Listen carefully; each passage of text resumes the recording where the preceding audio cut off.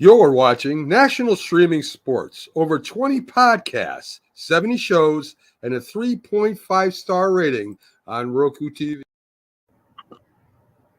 Check out nessp.info for direct links and deals on the site Bet Us for 125% off your first 3 deposits in NFL and college odds for upcoming games, Major League Baseball and NBA futures, and boxing wagers.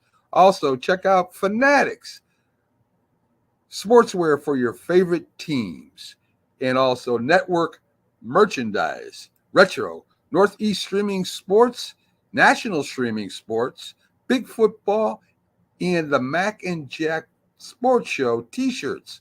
Coffee mugs are coming soon. If you like the sweet science, get ready to talk boxing on the Gloved Fist podcast with top boxing writers Frank Lotierzo and Jack Hirsch. Frank, a former amateur boxer out of Philadelphia, writes for NY Fights and can be seen on the Boxing Channel.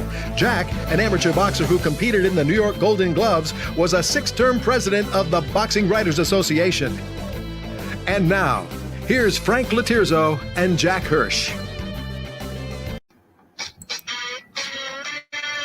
You're watching Glove Fist with boxing experts Frank Lotierzo and Jack Hirsch. The best boxing show on the internet on the National Streaming Sports Roku channel.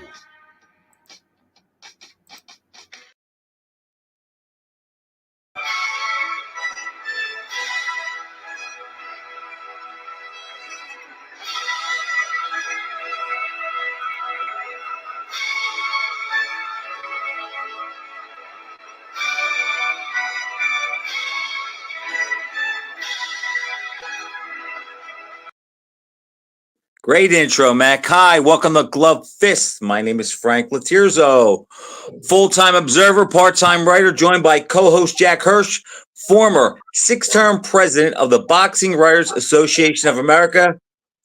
Jack, we have a lot to talk about. There was a big fight this weekend. We also talk a lot of football on the show and have some fun. But I want to start off on a sad note and just acknowledge the passing of one of my favorite players to watch as a kid, and that was Eugene Mercury Morris, halfback for the Miami Dolphins during their glory years, 71 to 74. And he passed this week at 77. And I don't know if you knew this or not, Jack, but he is the one that came up with the Perfectville commercial. Did you ever see that, the Perfectville commercial after the Giants beat the Pats?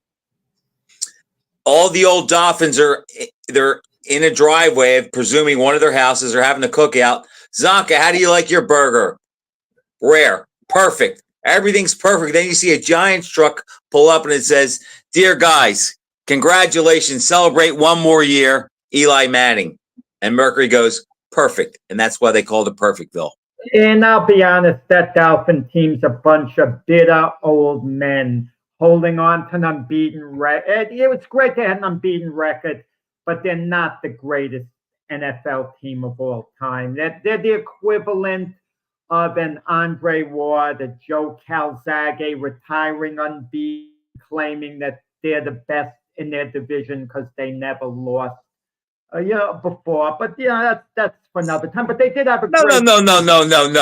You're not going to punch me in the face with that and then say the fight's over. No, Jack. First of all, I respect those guys that record meant so much to them that they celebrated. And here we are going on 53 years or 52 years of it, the record not being broken, okay? They were an underdog in the Super Bowl.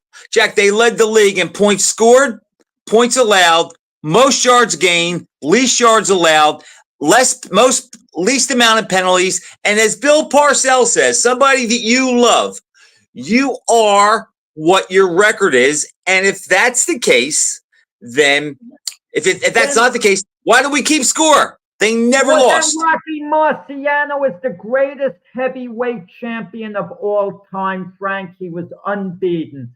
So if you're telling me Rocky Marciano is the greatest heavyweight champion of all time, I'll tell you that Miami Dolphin team is the greatest NFL team. I'm telling you that the Dolphins didn't pick their schedule. They had to play playoff games on the road, and they did it with a backup quarterback. Frank, you would not even put Marciano, even consider him as being the greatest heavyweight champion of all time. You would put him far below Ali and Lewis. So don't tell me with this Miami Dolphin team who won all three games in the playoffs, including the Redskins game, by a combined total of 17 points. And the Redskins had no offense at all. The only reason they were made the Redskins maybe a 1-point favorite was because of how charismatic their coach George Allen They was. were a 2.5-point favorite. Okay. Larry Brown was the NFL MVP that year. They held him to 70 yards, and their defense did not allow any points at all. The only points they got were on the Mike Bass field goal block return. That was it. And then they came back the following year and went 12-2 and dominated everybody. That was a better team than the unbeaten team, clearly. They were a dominant team the year after the unbeaten record. That team is one of the greatest. Jack, let me ask you this. We are both old enough to have had watched that team that year. And when they went undefeated, didn't you think Frank, that it would happen again? It is a boxing show, and I think the reason you want to talk about those teams, you're a little depressed about the way the Dolphins are currently. So we'll give you a pass. It's going so bad for them. Their season's slipping away. You're going into the glory days. But there was a big fight that took place on the weekend, Frank.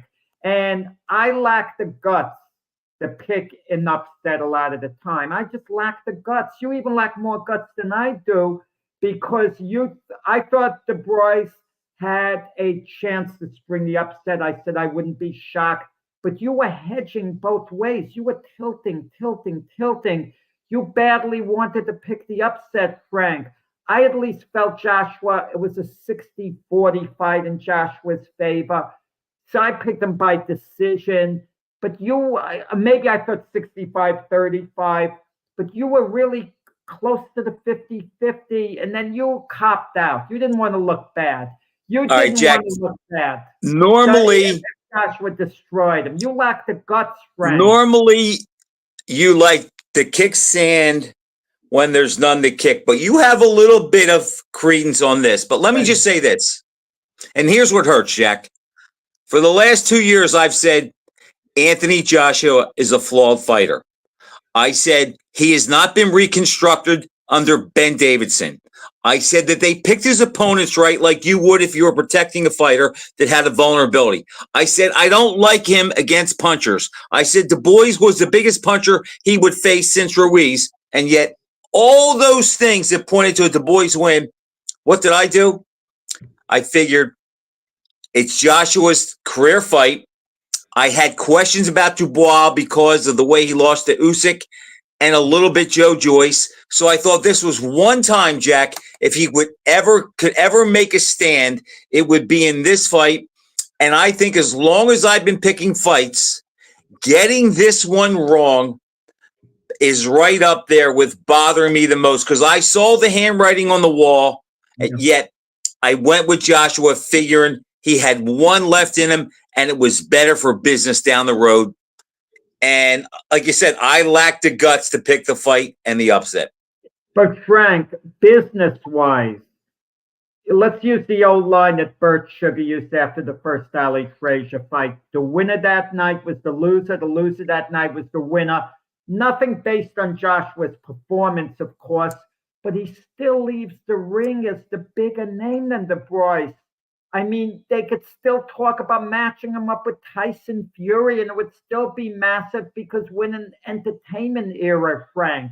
And Joshua has to name the entertainment. Let me play devil's advocate and throw this at you for 1 second, and let me hear what you think.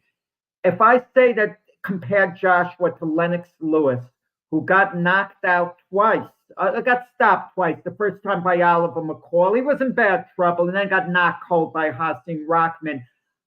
I could say, well, Lennox Lewis' chin, look at the way he persevered and turned himself into one of the great heavyweights of all time. If he did it, what's the difference between him and Joshua? I just think when you watch Lennox fight, I think his chin is better.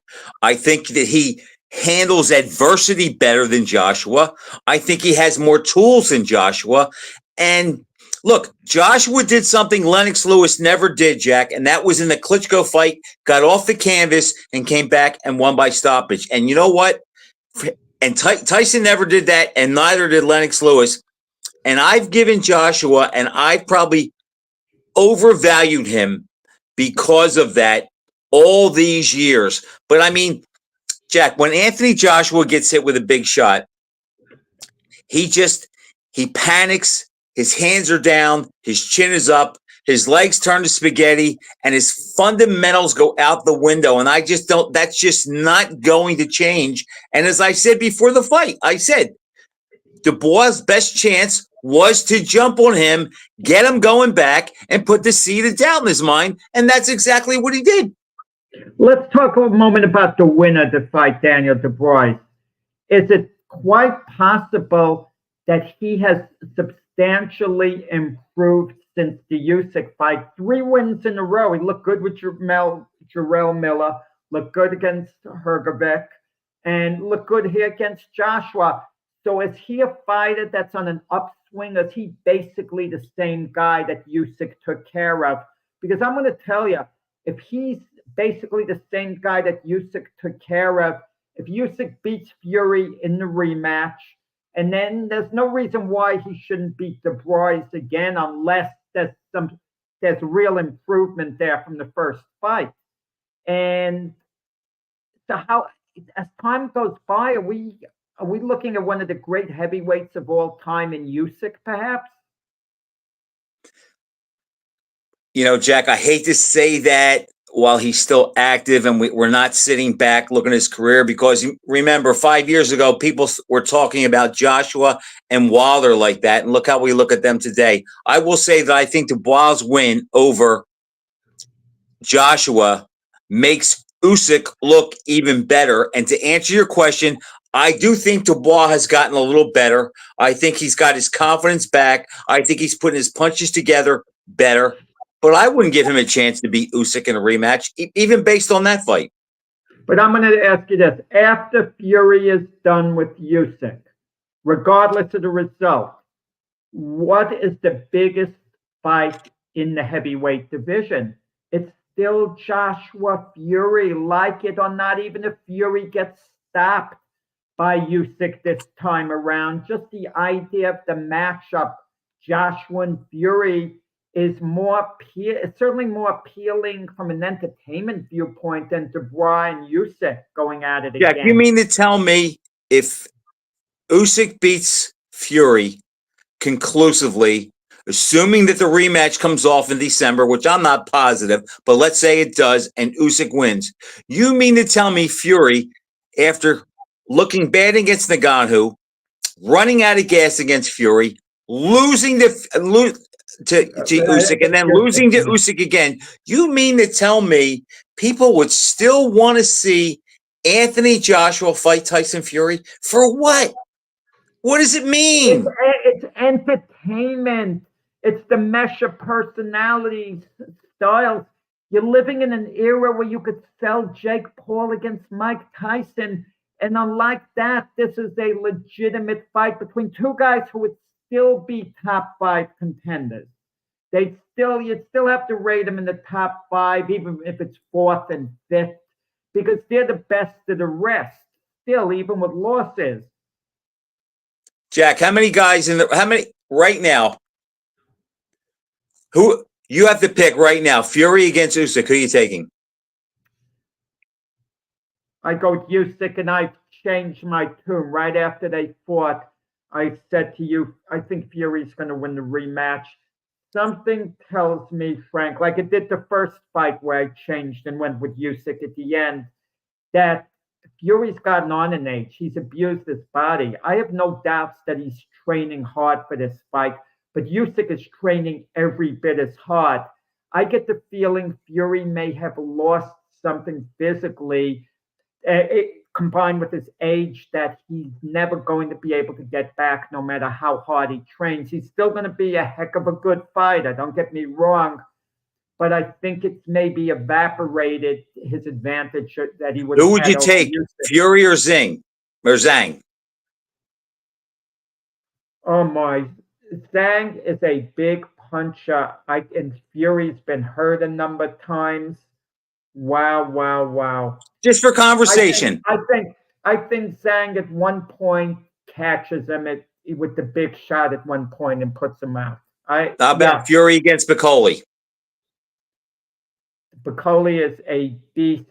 He gets to Fury, I think. Yeah. All right, so that would be. Yeah. So my point is this: there are at least 3 guys that you would favor to beat Fury right now. Okay. Now on Joshua, I would favor Zhang, Usyk, Piccoli. I would favor Fury over him. So it's like you could make a case that neither guy are in the top 5. So I guess it would be a big fight. It wouldn't be a big fight to me. And if I'm Joshua and I'm going to continue to fight, the only fight I would care about would be Fury because of the money and because Fury is as washed up and shot as he is. And I don't think he gets hurt physically. Yeah, I'm talking about top 5 based on merit, what they have maybe done over their career. But then again, what has Fury done? I mean, he lost a tight decision to Usyk the first fight. That's more of a boost to me than another heavyweight winning against a mediocre guy. If you take on an elite fighter like Usyk and basically fight him to a standstill for the most part. Yeah, I know it's intriguing.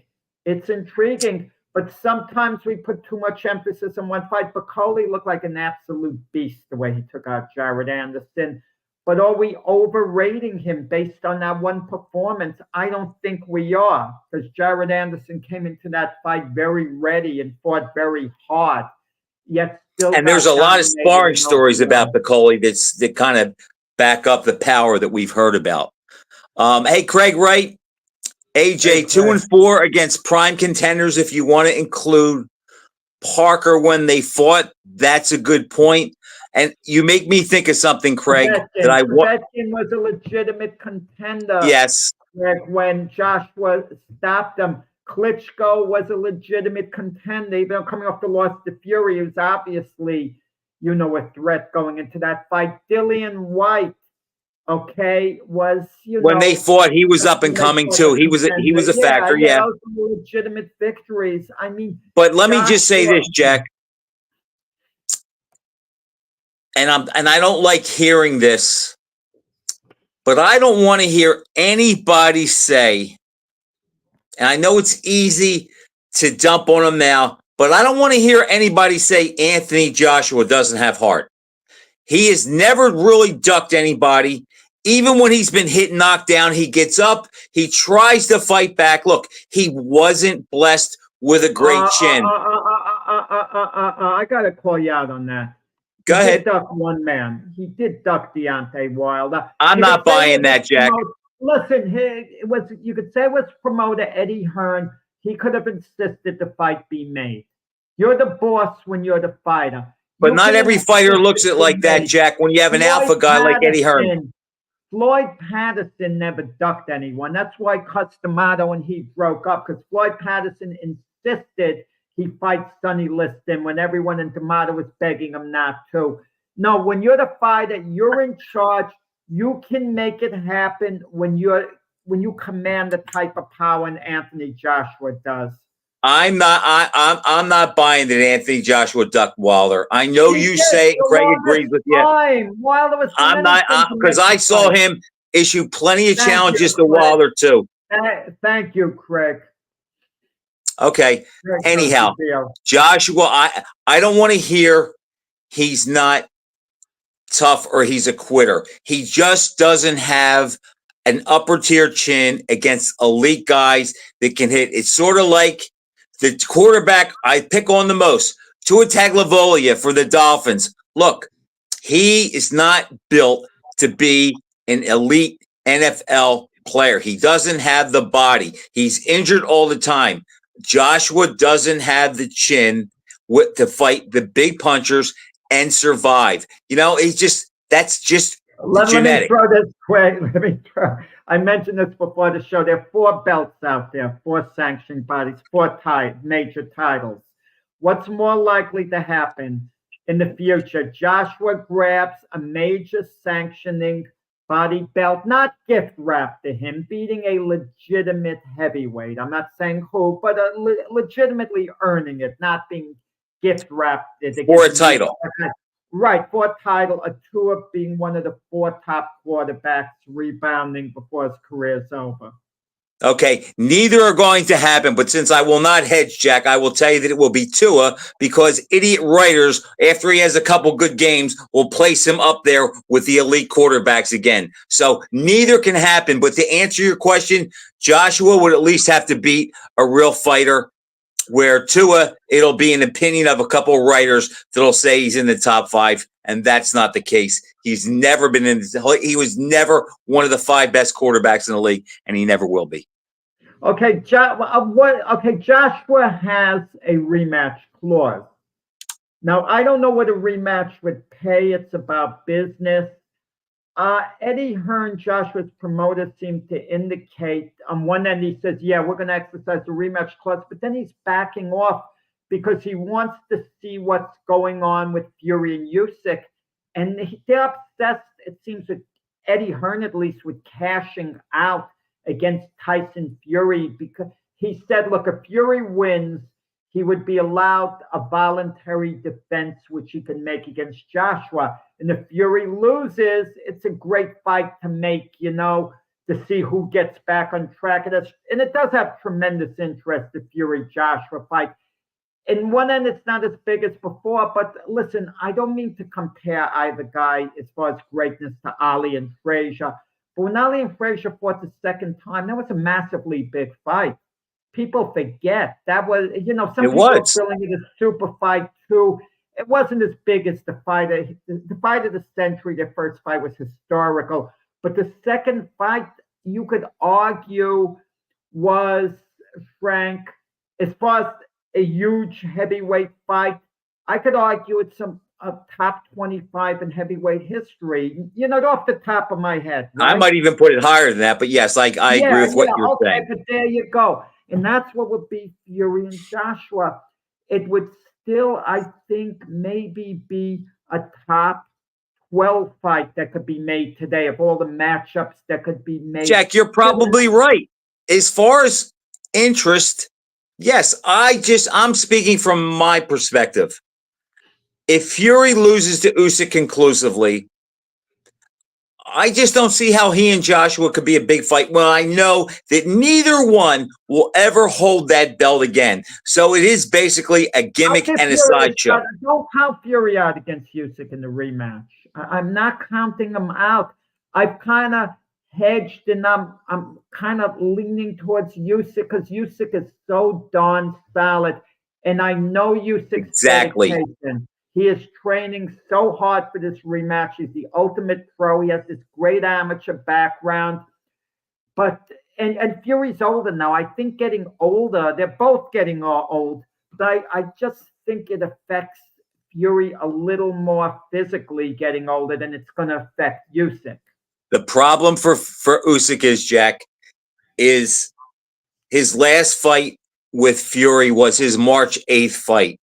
And I just don't know if he can get quite that high again and hit that high note again. But I just don't think he has to be as good this time, because I think that last fight took a lot more out of Fury than it did him.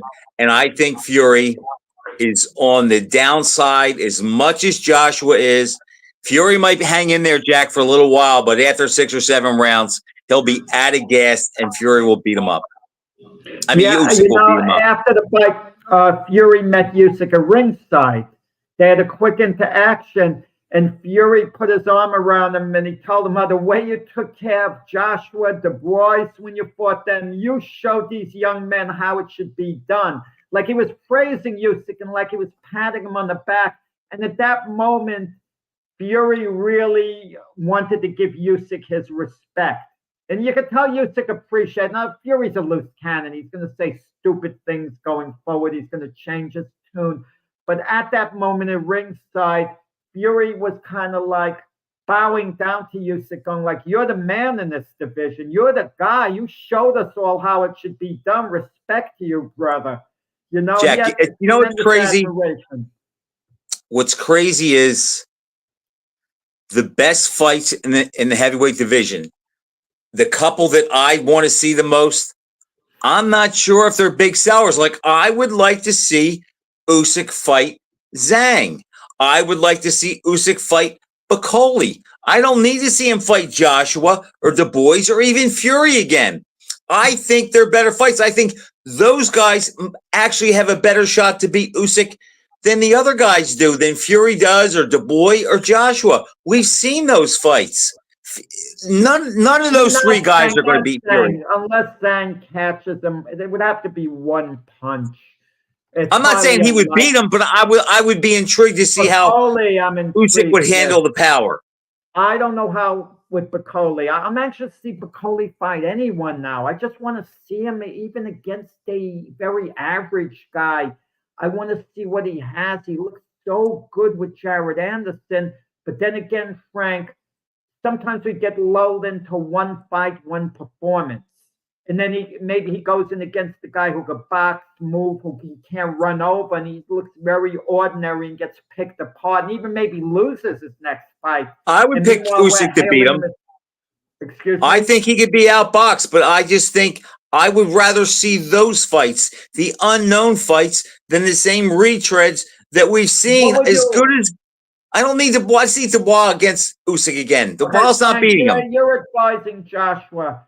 Do you take the rematch with Du Bois, which you have a contract where you can get the rematch? Do you enforce that, or is it a bad fight to go into after this fight? Is there any way? Let me put it another way. Can you see a halfway decent path for Joshua if he fights smartly? Obviously, he'll have to come in the ring in great shape. Goes to camp, dedicates himself.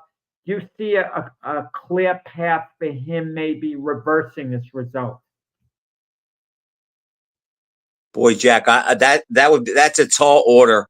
I don't know. If I was Joshua and I wanted to fight and I was offered the rematch, I would take it with the mindset that I'm never going to go in a boxing ring again, and I would just kill myself and do my best to win.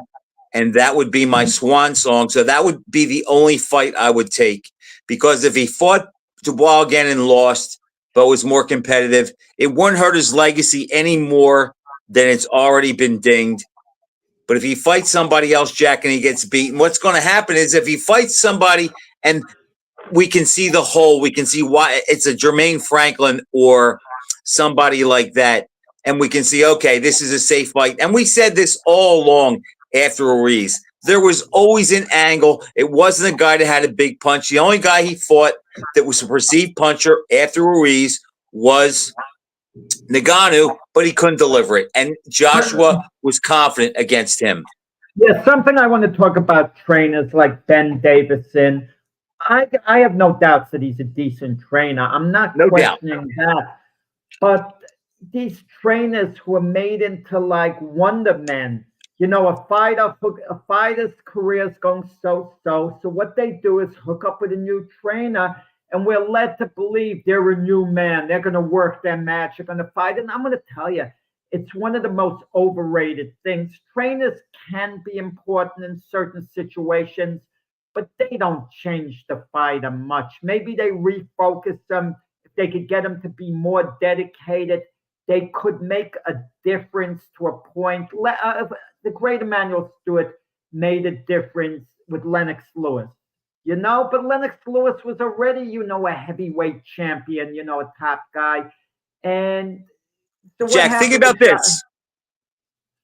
I think it's 95% the fighter, maybe or 90, and the 10% or 5% the trainer. But the fighter does need that. But you mentioned Emmanuel Stewart. Nobody will argue. One of the greatest trainers ever. But you could make a case that in the two biggest fights of his career, his guy came up on the short end with Hearns against Leonard and Hearns against Hagler, but it goes back to the fighter. I mean, Manuel Stewart didn't lose those fights. It comes down to the fighter. I'm sorry, Dundee could not beat Frazier with Jimmy Ellis, but he beat him 2 out of 3 with Ali. Well, no. A trainer could adapt a strategy. If he has a great relationship with the fighter, he can make a difference. Like with Jimmy Ellis and Jerry Quarry, the finals of the WBA heavyweight tournament. Quarry won his fights. He backed to the rope, was a great counterpuncher, would lull opponents in. Ellis had strict orders. Don't follow him to the ropes. And he gets on the ropes, just back off to the middle of the ring. Keep the fight to the middle of the ring. Right. Trainers mean a lot. Jack, I think yes. As strategy goes, but where was that strategy when Ellis fought Frazier? Because Dundee told him, keep him turning in the corners, keep it in the center of the ring, all the things that you would want to do against Frazier, but he wasn't good enough to do it against Frazier. So it still comes down to the fighter. I used to speak to Kevin Barry, okay? I think when I saw David Tua on the night of the young heavyweights, when he knocked out Ruiz in 19 seconds, Jack, I forget who it was, one of my buddies, I turned to him and said, that guy's going to be heavyweight champ of the world. He's got quick hands, he's got dynamite in both hands, and he has a cast iron chin. Well, but David Tua could be outboxed. Now, Kevin Barry told me in the gym, he said he looked like a big Joe Frazier, cutting the ring off, slipping the jab, going to the body, forcing it on the inside. He goes, come the night of the fight, we can't get him to do it. So it is, to me, it's 90 to 95% the fighter, but the fighter needs what that 5% that the good trainers bring. I don't think any trainer could make a difference with Anthony Joshua. None. But we were led to believe, and Eddie Hearn with his malarkey was saying, with Ben Davison, this is a new AJ. This isn't the same AJ that twice lost to Usyk. You want to know something? Eddie Hearn's right. Joshua's not as good now as he was when he lost to Usyk both fights. So Eddie Hearn indirectly is telling us the truth. Can Joshua even get back to that form? The Joshua who had Usyk in trouble, serious trouble in I think the ninth round of the second fight. Will we ever see that Anthony Joshua again? Because that Anthony Joshua, would be a threat to anyone. No, Jack. And I also think a lot of that is that Joshua's not worried about Usyk because Usyk isn't a life taker. And back to the trainer thing, we heard before this fight that Anthony Joshua had exercised all the demons. He was on the upswing, had his head on right. Ben Davidson got a lot of credit for that. And you know what? He folded more against Dubois than he did against Ruiz. And I just could not believe how his fundamentals went out the window once he was buzzed. Chin up, hands down, sticking his tongue out, laughing like he wasn't hurt. It was pathetic. A question: if Anthony Joshua retires now, hypothetically, his career ended now, Hall of Fame or not? I guess the fact that I have to think about it that much, but Jack, he will make it. So it's hard for me to be objective because there's no doubt he's a 2-time champ and he did fight most of the good guys of his era. Who's more Hall of Fame worthy? Let me throw this as a cut in. Anthony Joshua, Deontay Wilder, because both of their names are going to come up in that regard. Some people are going to feel they belong in. Some Joshua. Absolutely not. Joshua, you think he had a little better career than Wilder? I think he fought better people. He had a better career, and they both went out bad by getting knocked out.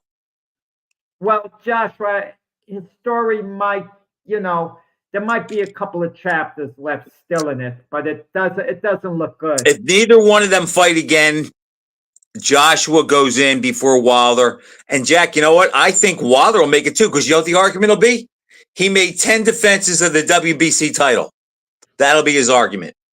What happens if Wilder moves down in weight and he can make the weight and wins one of these Bridgerweight titles? What And he happens? gets into the, yeah. That'll solidify him getting in the Hall of Fame, but that's about it. Okay. Yeah. Frank, there was another show that I actually covered for Boxing News off TV. I mean, we can't travel all. Jaime Munguia made his return to the ring against Eric Benzanian. And Munguia took care of business. 10th round stoppage. Had problems in the early going, but he made a little bit of a statement, and in my report I wrote down him, Calaplant, and Edgar Berlanga all trying to be vice president of the super middleweight division. It's Canelo's division, Farnway. It's Canelo and the rest, you know.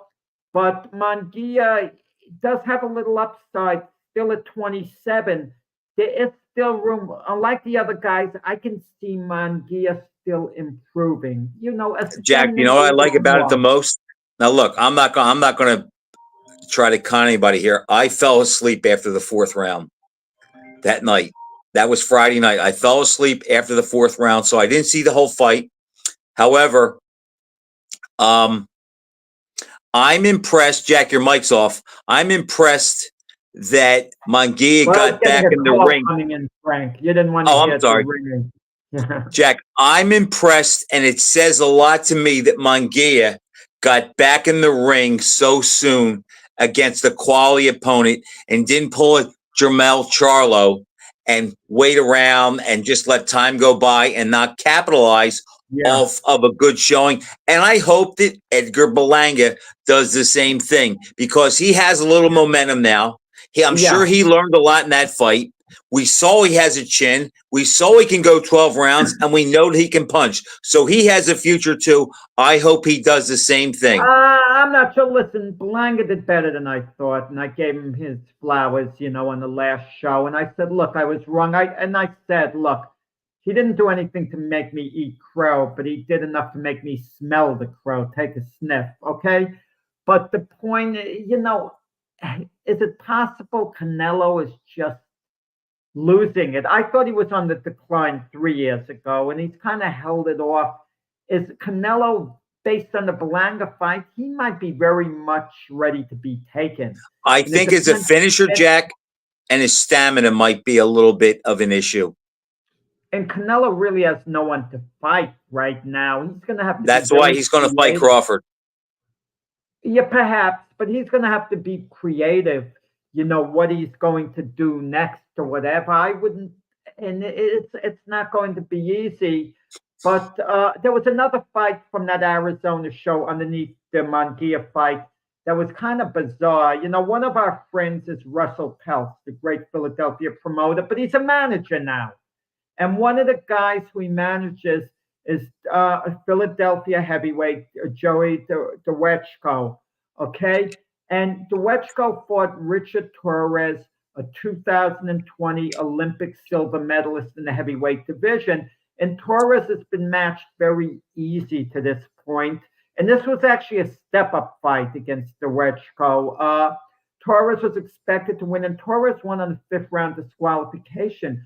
DeWetchko kept losing his mouthpiece. He lost it 4 times in 1 round, and I don't get it. Could he have been spitting out the mouthpiece the whole time? How many times can you spit the darn mouthpiece out? The referee, Wes Melton, kept warning him. And the ironic part about it, that one time he didn't intentionally, this is true, spit it out. He gets hit with an uppercut, DeWetchko, which knocks the mouthpiece out legitimately.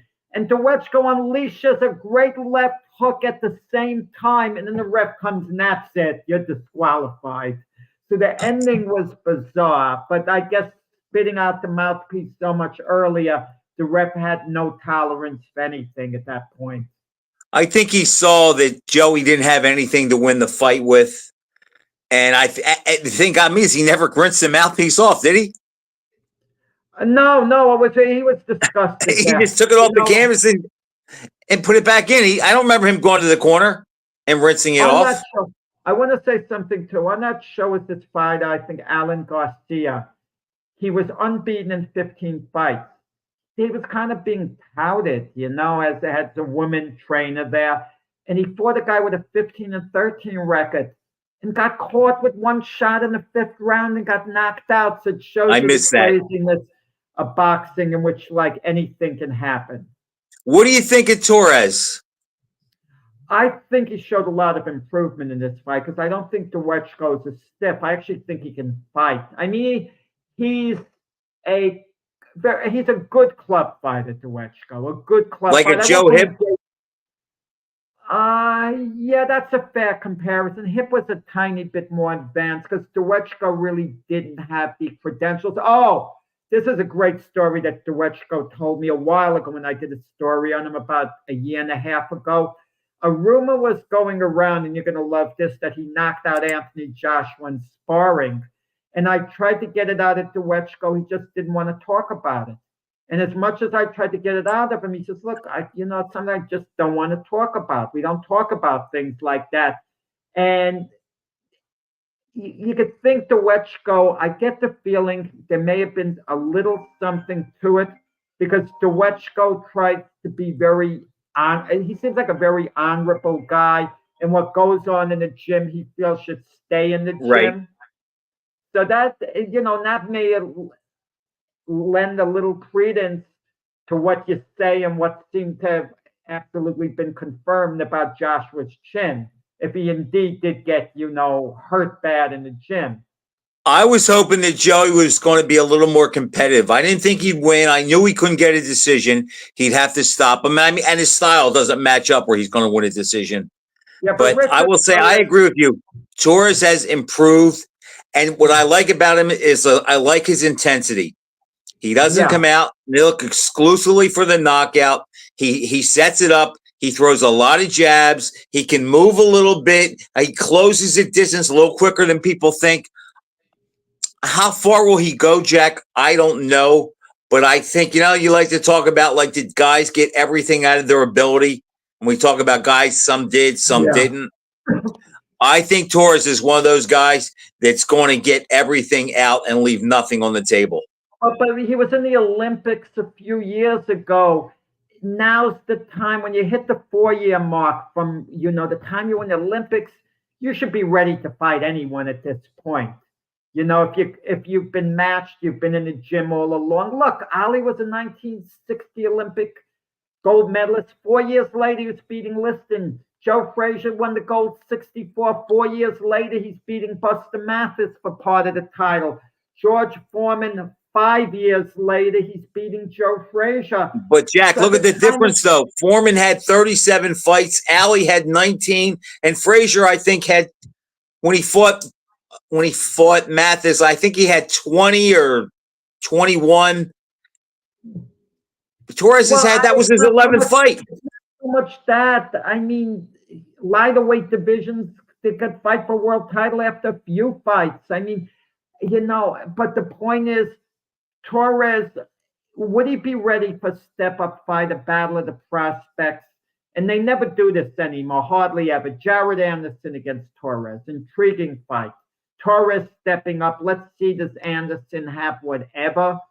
I just want to see, these guys. I think Torres' people would take the fight. I don't think Anderson's would. Well, if that's the case, we maybe have to start writing Anderson off. He said he's going to come back after the Bacoli loss. He was going to come back stronger more than ever. That's what they always say after loss, Frank. Oh, I can't wait to get back to the gym. I'm going to do this. I'm going to do that. A case in point of Devin Haney. Devin Haney was at the Joshua DuBois fight. Devin Haney was complaining online about Eddie Hearn is full of it. He's cheap. He's this, he's that. I think Eddie Hearn is fed up with Devin Haney. He used to promote him. Devin Haney had to leave him for a little while to go with George Kambosos. And then they called Eddie Hearn to, indirectly come back. Not quite promote him, but Eddie Hearn flew to New York to support Devin Haney in his fight against Ron Garcia. He wasn't getting paid anything, but to keep the relationship going. And then the Haneys are giving him the business. They want to know why Eddie Hearn doesn't purse bid. He doesn't do this. He doesn't do that. So Eddie Hearn says, you contacted me 6 a.m. the day of the fight. I take care of my fighters first. He basically let him have it. You want to know something? He's right, because Devin Haney's nasty to Eddie Hearn on social media. Why should Eddie Hearn? What does he owe to Devin Haney? That's not his fighter. All I can say that, Jack, is Devin Haney leaves a lot to be desired to me as a person outside of the ring. Some of his shenanigans in the ring, I think he ought to just get his butt back in the gym and get another fight before we forget about him. I think the problem with Devin Haney, and I can understand, he's got money now. He made some great money off the Garcia fight. He can travel. He can do this. He could do that. The old Marvin Hagler line. It's hard to do road work in the morning when you go to bed wearing silk pajamas. Silk pajamas, yeah. Right, when you get the feeling, Devin Haney, who has a lot of heart in the ring. The Garcia loss, I think, bummed him out too. The whole performance, it made him more depressed than to be resolute. He's got to get his act together and get back in the ring, because he's definitely talented, and he's back to being undefeated. So he has a reason to go on. Frank, statistically speaking, he's undefeated. In everyone's mind, he lost the fight. Same thing with Riddick Bowe, the Galata fights. Bowe officially won both fights. To our way of thinking, he lost both fights because he got beat up both fights. He got the result, okay? But when we think of Bowe Galata, we think of Galata getting the better of it. And Galata did work him over in both fights. Oh, yeah. Yeah, absolutely. Absolutely. But I still think that Garcia played the system, and we know he failed a drug test or two. He didn't make weight. So there were some things that led to that fight being as one-sided as it was. Frank, we had a little fun last week, like the overachiever, underachiever thing, as far as fighters getting the most out of their career. You understand the question perfectly, and I know that because when I mentioned the greatest of all time, Muhammad Ali, you said, and I agree, was an underachiever. Had he trained harder late in his career, he would have been more effective. He would have even been adding to his greatness, but he slacked off. Underachiever, and as much as you hate to admit it, I think you'll go the opposite way. Floyd Mayweather, underachiever. Jack, that's tough, because if you take the money into the account, it's hard to say he was an underachiever. But I have always said that if he would have taken more challenging fights, it might have pushed him and escalated him to raise his game a little bit more, and he never had to. So I'm not going to say underachiever, but I can see a path where you could get there. No, I an overachiever when you look at the way his career turned out. That's what I said, overachiever, but I could see a path where you could say that maybe we never saw the best of him because he waited to fight certain guys when they were kind of on the decline. Anthony Joshua, we're talking about. If he retired now, well, overachiever, underachiever throughout his career.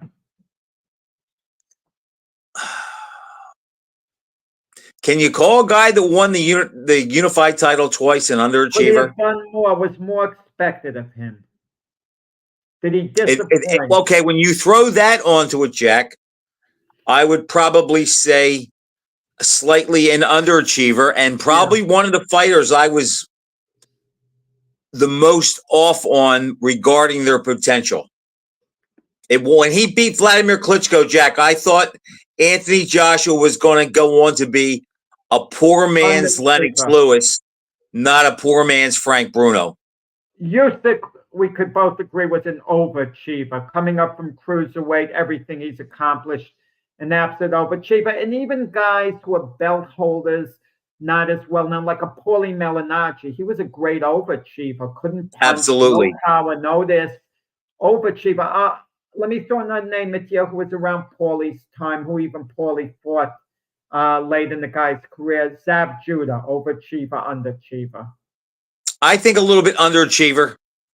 Super talented, but let outside distractions get in the way and kind of thwarted his career a little bit. I'll give you one. Shane Mosley. Underachiever. Because I'm going to Nice. tell you, we were thinking in terms that he can be an all-time great. Okay, perhaps he had that ability and the way He was on that path at lightweight. He was on the path and the greatness. He came out in a great first fight against Oscar De La Hoya when they were both basically in their prime. Him winning that fight, and he didn't turn out Mosley to be as good as, let's say, a Terence Crawford. Even that close. That's what I mean. Okay. Should he have stopped at 140, Jack?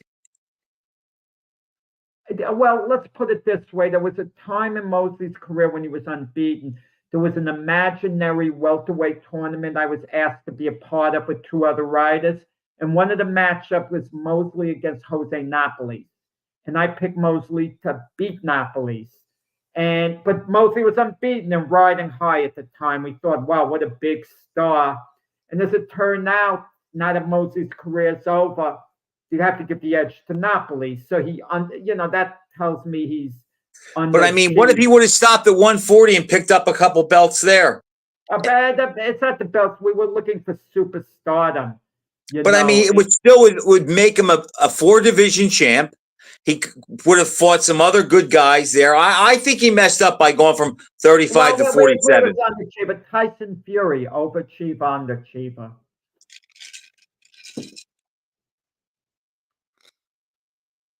Started out as an overachiever, ended up as an underachiever. It's an underachiever. It's like Mickey in the Rocky movie said, you had the talent to do this, but instead the Tyson Fury didn't cut it. Some fighters are hard to say, but if you had to give them like Sugar Ray Leonard, overachiever, underachiever.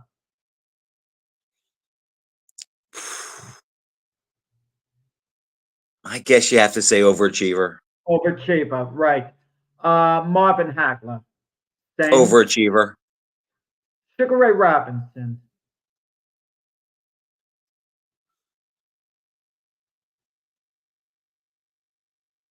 I can't. He's the GOAT. I can't call him an underachiever. I think he's an overachiever. No, you can still be the greatest of all time and be an overachiever when you think of everything he did. You mean underachiever, like Ali?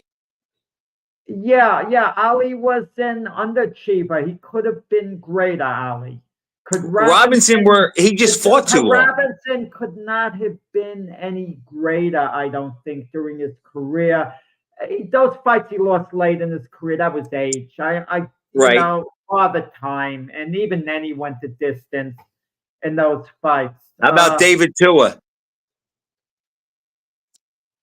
Clearly an underachiever. Underachiever, but I got a little tongue-tied before when you were talking about Kevin Barry and then referring to the Lennox Lewis fight, the way he looked good in training. Trainers always going to say that, Mac. They're not going to say that guy looked lousy, because if they say that guy looked good in training, they get some of the credit. But Jack, he didn't say look good in training. He said he listened. He listened. He said during the fights he didn't listen against Chris Bird. But there's one thing I want you to consider when he fought Lennox Lewis. Lewis comfortably outboxed him. Tua was not taking any chances. Tua was basically a zone fighter. That's how Emmanuel Stewart once described Joe Louis to me. He's great within his punching zone. Tua was kind of like that. If you moved around Tua, he had a hard time catching a guy. But if you came right to Tua, like a Mike Tyson may have been, you're in a big danger zone if you come to Tua, major danger zone, And against Lennox Jack, Lewis, Mike? Keep in mind Lewis's power. Lennox Lewis was a hard hitter. Tua may have felt the power and figured, I think that played a role. But when you go back when he said he was a zone fighter, what I would have said to Emmanuel Stewart was, okay, how many fighters have more than one zone? Only boxers can have one zone. Boxer punchers and swarmers and punchers, Jack, they're all in one zone. Only the guys like an Ali or a Mayweather or maybe a Crawford, they have different zones. Most guys either have to be in or out. The guys that have multiple zones can fight from different ranges. No. Some guys like a Joe Frazier cut the ring off. They move in. They're constantly applying He's one pressure. zone. And then, it's not really, not if you're moving across the ring a lot after an opponent, you're not in the one zone. The ring has a lot of different zones, but Lewis wasn't known for really cutting the ring off. He would catch guys. Joe Louis, Jack, was good at cutting the ring off. I mean, Billy Conn gave him some trouble because he was a small target and he had really good wheels, but Lewis cut the ring off a lot. Not as good as Frazier, but he was a little more upright and more of a boxer puncher because he went in behind his jab, where Frazier didn't really use his jab. I think Frazier was a one-zone fighter. He had to be going forward and he had to be on the inside. And the only guy he couldn't do that against was George Foreman, and that's the only guy he fought he never beat, unless we count Jumbo Cummings. Is it too early to start talking about the Beterbiev-Bivol fight? No, that's a great fight. Well, what's kind of bothers me? A couple of weeks ago, I briefly spoke to John Scully, who's Beterbiev's assistant trainer. Now, he didn't tell me anything revealing. I forgot why I had to speak to him on something else. But I asked him, well, how's Arda looking in training camp? The injury he had, is it hampering him? So Scully said, no, it's not hampering him. He's looking good. I said, well, how's he looking in training in general? And Scully says, no, he's looking pretty good. What I wanted to hear is he's going to destroy Bivol, Jack. I'm telling you, he's looking great. That would make me feel more comfortable with my. He'll say that as the fight gets closer. Well, he never really said it, it's off the record. And when's the trainer going to say, oh, my guy isn't looking good. I'm worried. I'm this, I'm that. Everyone's putting this positive spin on it. And then when the fight's over, we hear what was going wrong and, the name blame. If you had to pick that fight right now, who would you take? I don't want to make my switch. I like Beterbiev all along. That it's like a political campaign where you're thinking, wow, Bivol has really been looking good. But I think you said something that stuck with me. Yeah, he pushed around a smaller Canelo Alvarez. And everyone's going crazy about Bivol. And then he looked good with Zurdo Ramirez, who's a decent fighter. Don't get me wrong. Who's also a big guy. Big guy. Bivol, did he truly improve a tremendous amount? And is age catching up to Beterbiev? What bothers me about Beterbiev a little, he's been in competitive fights before his power broke through, and he puts on relentless pressure, relentless. Marcus Brown, an Olympian from Staten Island, unbeaten, was giving him a good fight. He just couldn't stick with Beterbiev because of the relentless pressure. Even though the styles are different, Beterbiev, in a sense, is a light heavyweight Joe Frazier. Not quite with style, not with the bobbing and weaving. I get what you're saying. He's a pressure guy. Here's a pressure guy. Bivol isn't going to back him up. And if he does back Beterbiev up at times, eventually Beterbiev is going to come forward and it's going to be to Bivol's undoing. So Bivol is just going to have to basically outbox him, throughout. Can he withstand the pressure for 12 rounds? I think Bivol is stronger than he looks and gets credit for. And if his chin is exceptional, I think he wins the fight. A lot of it's going to come down to, Jack, how good his chin is, because we know that Beterbiev is going to hit him.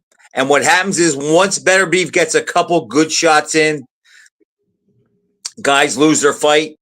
They can't get away from him, and he grinds them down. But if Bivol can stay the course and not be undone by a couple big shots and keep boxing and moving and giving him angles, I think that's why it's a great fight. It's a classic out fighter versus a classic in fighter, and it's going to be who can impose their will on the other guy. What scares me about it, Beterbiev, is, as you said earlier, his age, and I'm worried about the injury a little bit. And as the fight gets closer, I'm sorry. If I had to pick today, I would pick Bivol. I may change, wow, but I've been You leaning switched that from way. A week ago. Okay, that's fair. But okay, well, we'll talk more about it as we get closer. It's still like 3 weeks or so away. But Frank, okay, it was a lot of fun. Anthony Joshua dominated this show, and I'm sure we haven't heard the last of them. But it was Daniel Dubois' night. The hail to him. Full credit to Daniel Dubois. Yes, and he's a good man and a good ambassador for the sport. I like him a lot. Yeah. Thanks for definitely. watching, everybody. We'll see you next week.